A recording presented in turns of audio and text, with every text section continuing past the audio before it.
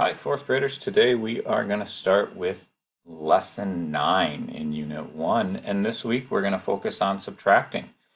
And that's the only skill really we're going to work on today. So it's really important to try and start to understand subtraction today.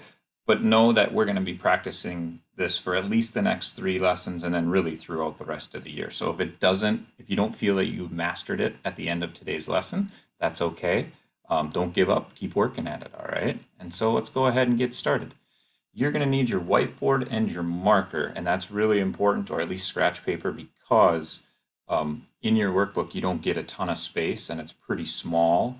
And so we don't want to try and cram our numbers into little spaces where we can't make it fit. So you might want to do some of your work on your whiteboard or scratch paper, and you'll need your workbook and a pencil as well.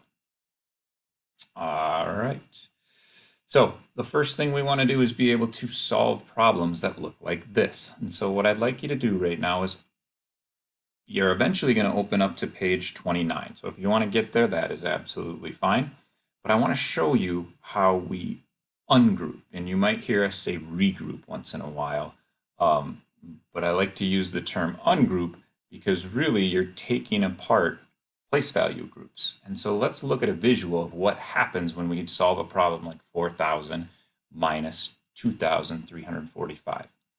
Anytime we have a larger number on the bottom, we can't do the subtraction. We can't take 5 away from 0. So if you have $0, you can't pay anybody $5, right? And so you'd have to borrow, okay, or ungroup.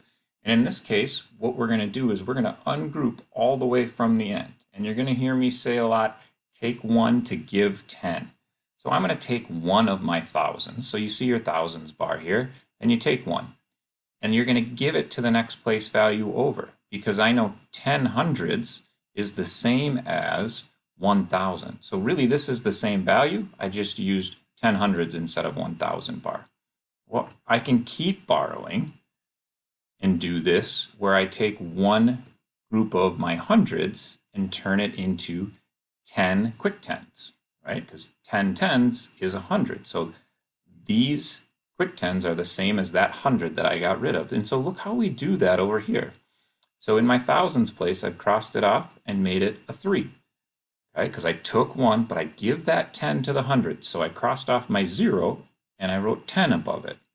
Well, I borrowed from one of those 10s. So I cross off the 10, take 1 from it, make that 9 now, and then I give 10 next door. You guessed it, you're going to do it one more time. So we're going to take one of our tens, quick tens. I know it's hard to see, but those really are little ones dots. Okay, so I took one quick tens to get 10 ones. Okay, and so in my tens place, you can see I've crossed off the 10, and then up above it, I have written a 9. And then I took 1 from my tens to give 10 ones. Now above the 0, I actually have 10. And now I can do all the subtraction. Okay, so 10 minus 5 is going to get you, actually, we're going to show it. We're going to do it in the next one. And so let's go ahead and do that again. Okay, and so now we're going to do those again, but we're going to show how to solve it. Okay, and so we're going to start. We know that I have all these zeros. I need to take away the values in each place value. And so let's try and see what that would look like. So these are the problems on page 29. So I'd like you to go ahead and open up to page 29. And I'll use a different color here. So I got to get it set up. I know I can't subtract this, right? Not the way it looks right now. So I'm going to take 1 from my thousands. So that 8 is going to become a 7. And I'm going to give it to my hundreds. So now my 0 becomes a 10. Okay, well, I still got to borrow because I can't do 0 minus 9. I got to take 1 from my 10, make that a 9, and now this becomes a 10. I took 1 to give 10 again. Okay, well, I got to do it one more time because I can't do 0 minus 2. So I'm going to take 1 from my 10, make that 9, and now I have 10, and everything is still the same. This still would be 8,000, it just looks a little bit different since I borrowed from some of the place values and ungrouped. So now 10 minus 2 is 8, 9 minus 9 is 0, 9 minus 4 is 5, 7 minus 3 is 4. Okay? And so when you solve this, really the only tricky part is that ungrouping part. So let's get some more practice with that. So we're going to go on to number 2. It looks like this, where we have 4,625 minus 2,987. And so there's a second way you can do it. If you don't like regrouping everything right away, you can just do one at a time. And so watch how that would work. Okay? And so if we have one place value at a time, we always start with our ones place, right, when we subtract. So 5 minus 7, I can't do. If I have $5, I can't buy something for $7 or pay somebody 7. So I'm going to borrow right now from the tens place, and I have a 2 there. So this 2, I'm going to take 1 from it, so now it becomes a 1. And I'm going to give that group of 10 to my 5. So 10 plus 5 is now 15. And now when I subtract, I can do 15 minus 7 is 8. And so you can see now, I didn't figure out the entire top number of ungrouping yet. I just did my ones place. Well, now I go next door and I say, well, can I do this one? 1 minus 8. No, I can't. I have to borrow again. So I'm going to take from the 6, take 1, make that a 5. And now I got to add 10 onto this 1. So I'm going to cross that off and make this now a 10. Okay. So now, oops, I'm sorry, I got to make that. That's a common mistake that people make, right? So a lot of times they just assume it's going to be 10, but I already had 1 there, so I have to add 10 to it. So really my new number is 11. Whew. 11 minus 8 is going to be 3. 5 minus 9, I can't do, right? I'm just doing one place value at a time. Now I'm in my hundreds. I can't do 5 minus 9. I need to borrow from the 4. Take 1 to give 10. So now I have 5, but I need to add the 10 to it. So 5 plus 10, not just the 10, right? 15 minus 9 is going to get you to 6. 3 minus 2 is now 1. I can do that because my top number is bigger than my bottom. So my new answer here is 1,638. Okay, now let's try that again with the next one. Okay, and if you go through as you check a problem, you can do it either way, like I did the first time where you figure everything out first, or you can do place value by place value. And sometimes you're going to have numbers where you don't have to ungroup every single place value. Sometimes you might only have one digit that has to get ungrouped from the larger place value next door. All right, so let's do one more example. All right, this is number 5 now, and I want to see how they got to their ungrouping, right? And so watch what they had to do here. Can you do 3 minus 6? No. Well, I need to borrow from the 0. Wait a minute. I can't borrow from the 0. There's nothing to borrow. Oh, I got to borrow from the 7 here. So I'm going to take, need my marker back. I'm going to take 1 from my hundreds place. So if I take 1 from 7, that's 6. Okay. Now I got to give 10 next door. Well, 0 plus 10 is now 10. Okay, so my new value in my tens place is really 10. Now I can borrow from that and give it to my 3 here. So I got to take 1. That becomes 9. Now my new value here, I got to give 10 to 3, right? 10 plus 3. Now I have enough to subtract 6. Okay, let's do that. 13 minus 6 is going to give me 7.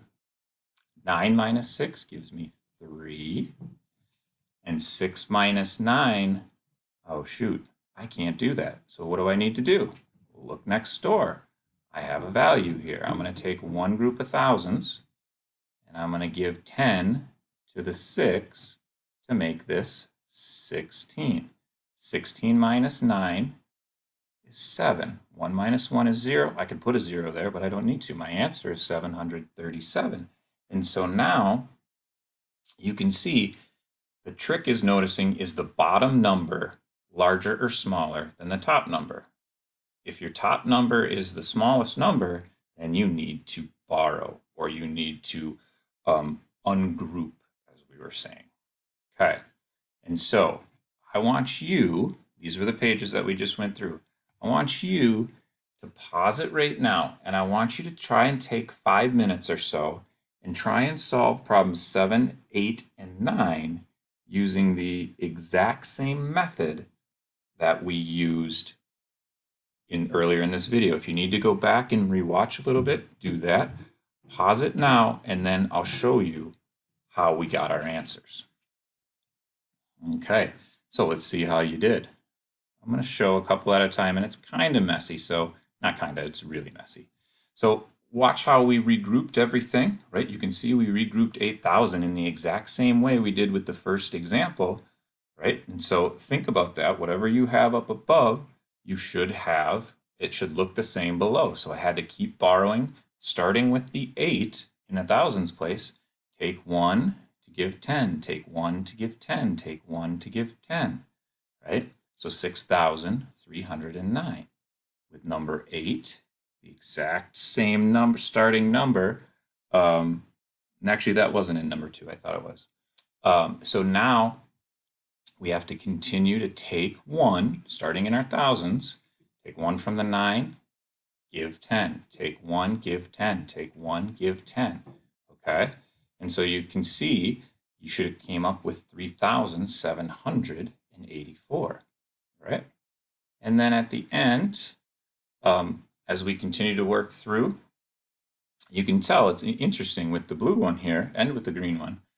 I did do 1 unit at a time, right? And so you can see I couldn't do 5 minus 6. So I took from the 4 and I made it a 3, right? Took 1 to give 10, turn this into 15 so I could do the subtraction. Well, then I had to borrow next door again. I took from the 3, made it a 2, added 10 to get to 13. 13 minus 5 got me to 8. And then ultimately I had to take from the 6, turn that into a 5 to give 10 back to my hundreds. Okay? This will just take some practice. It might seem really tricky still, but I guarantee by the end of the week, you're going to feel a lot better about subtraction. And I already know, based off of some of the work you guys have done in your fluency practice, that many of you already understand this really well. So we're going to get some practice today. So what I want you to do is you're going to turn to page 30, and I want you to try and practice. Now, this is where the numbers are pretty small, so you might want to do some of your work on your whiteboard if you need to. And then there are 3 word problems at the bottom of the page as well. So go ahead and give this a shot today. All right, so your next step, ask your teacher for any help that you might need. And then make sure you finish the homework. It's homework 1.9 in Think Central to get some final practice. All right, and then go check in with your teacher. They're going to have some next steps for you. Let us know if you need anything.